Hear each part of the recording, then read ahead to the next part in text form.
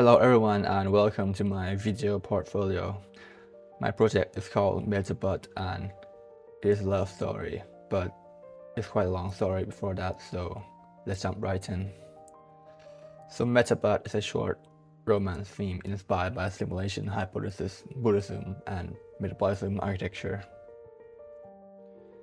To begin with, I look into this book Reality Plus by David J. Chalmers. It's about the idea of the simulation hypothesis, the idea that what we experience as the world is actually a simulated reality, such as computer simulation, in which we ourselves are constructed, just like in the movies like The Matrix. He raises the question that how can we know that we're not in a virtual world? A virtual world is real or illusory, and can you live a good life in a virtual world?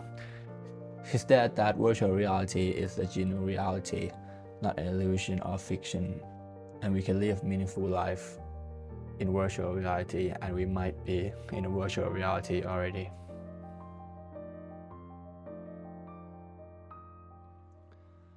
The second one is Buddhism.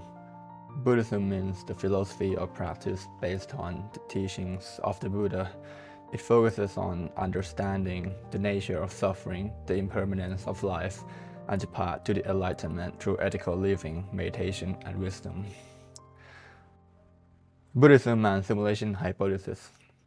While Buddhism doesn't propose that we live in a computer simulation, many of its core teachings align with the idea that reality is an illusion or construct.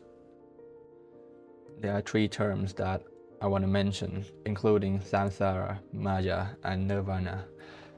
Starting with samsara, or cycle. Buddhism describes life as a cycle of birth, death, and rebirth.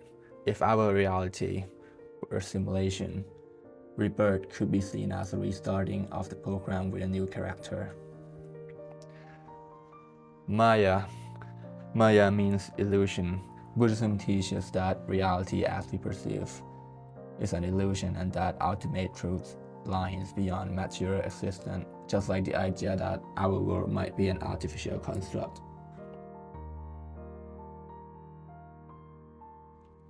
Lastly, nirvana. Nirvana is a state of enlightenment, meaning that a person's individual desires and suffering go away.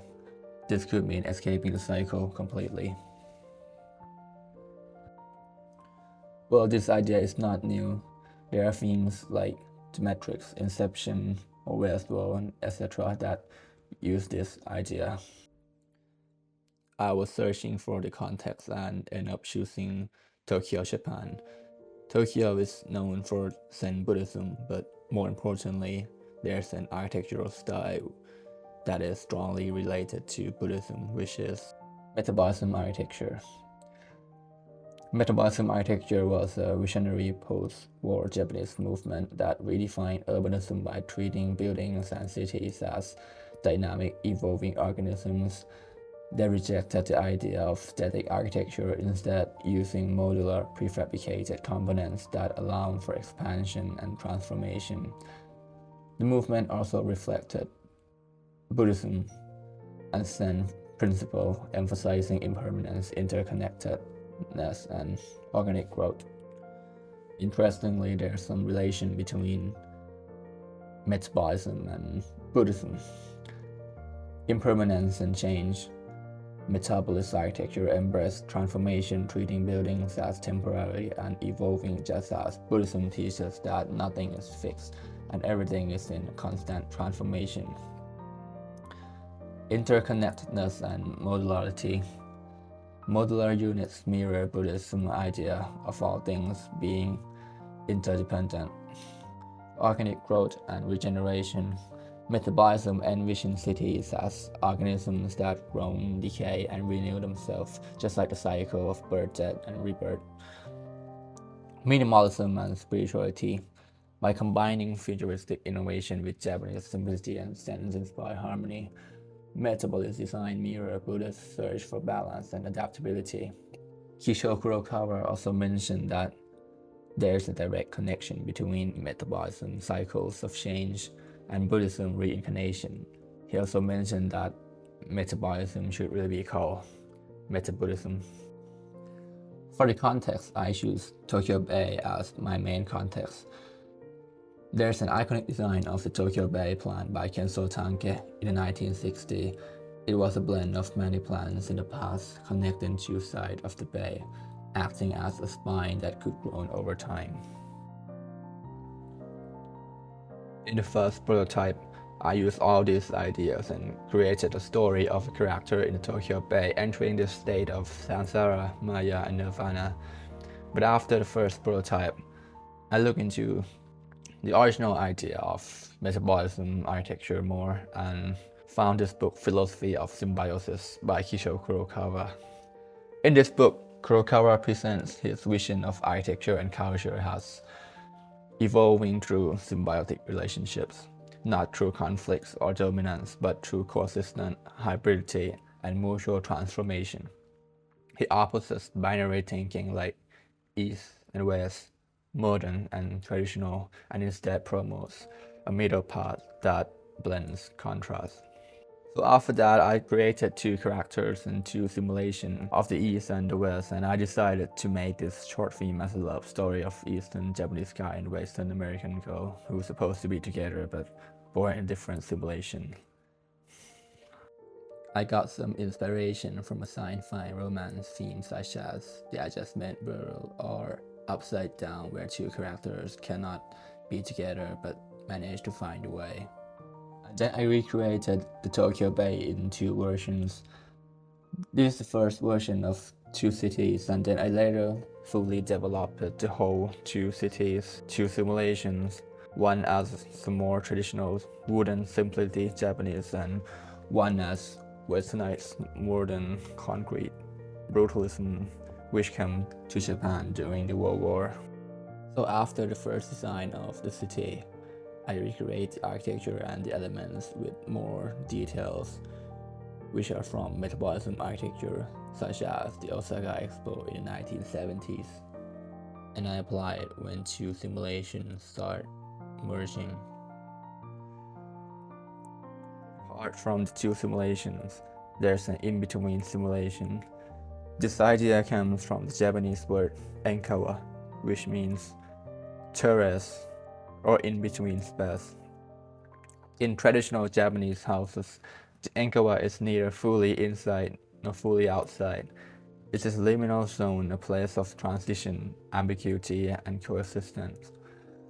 Just as samsara is an in-between condition on the path to enlightenment or nirvana, the enkawa represents as architectural metaphor for inhabiting that in-between. Kurokawa saw the enkawa, the in-between space, as an architectural metaphor for samsara, a realm of impermanence, transition, and cyclicality. In the first prototype, I used both Unreal Engine and Blender, but then I decided to create the whole thing with Blender. I modeled two characters from scratch, including rigging and animation, and also the environment. The effect is created with simulation zone and geometry nodes. Looking into the theme, in the first scene, the characters first meet each other in a dream, which is the deja vu of the in-between simulation. Deja vu could be understood as the momentary glimpse of this illusory nature, where the mind projects familiarity onto the present. They wake up and go to work. The next scene represents the cycle of life. In Buddhism, samsara isn't just about literal rebirth after death, but also about the repetitive cycles of desire, suffering, and routine that trap us in impermanence. In this case, I use the analogy of the daily grind as the microcosm of samsara. In the philosophy of symbiosis, Kurokawa interprets samsara less as purely religious concept and more as a model for human existence and society. He connects it to the idea that nothing is fixed. Identities, cities, and even work are always in flux. He argued that modern life itself is cyclical, shaped by routines of production and consumption. After that, the characters start to see things from other simulations. They end up going through each other's simulation. In Buddhism, the mind is everything. What you think, you become. These effects represent the confusing mind where building bends, grows, and regenerates. They came back to the same place after that, realizing the existence of each other in another simulation, and the fact that the ultimate truth lies beyond material existence. The character ponders and finally manages to break the cycle. This represents the process of attaining nirvana. These effects come from the idea of symbiosis where the East and the West become one. The two simulations is merging and the metabolism buildings pops up.